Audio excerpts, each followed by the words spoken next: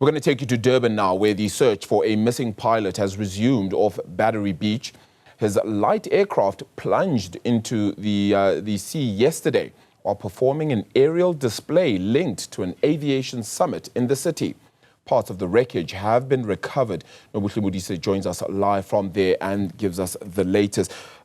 Do we know what has happened and what happened to the flight? I know there's usually black boxes. I'm not sure if this flight had that. And of course, the search continuing. A very good morning, Arabile. So basically this was a summit that was held in the city called the Next Generation of Aviation Professional Summit, and this is basically a summit that encourages pupils in high schools to choose aviation as a career. Now yesterday there was a number of people here on the beach for that particular summit, including young children, and unfortunately, you know, when it started they thought it was part of the show, because this is an aerobatic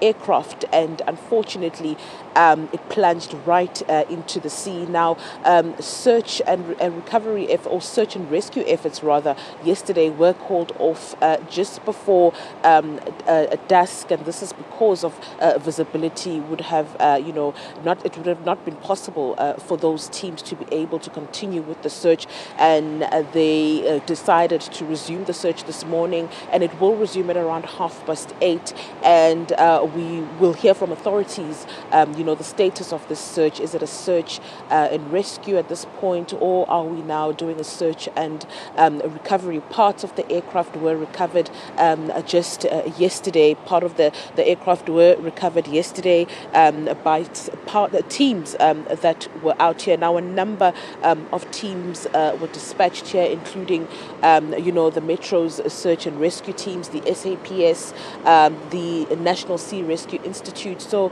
a number of search and rescue teams on the beach just yesterday trying to recover parts of that airplane, and obviously the body of what we know is a 61-year-old male from Johannesburg, and he was on the aircraft by himself. And this morning the search will resume at around 8:30. This is what authorities had said yesterday, and we wait to see if indeed they will get some leeway in terms of trying to recover. We know that yesterday part of the reason why the efforts were also called off were due to high tides, and so that also hampered efforts to try and rescue the pilot who was flying by himself at the time.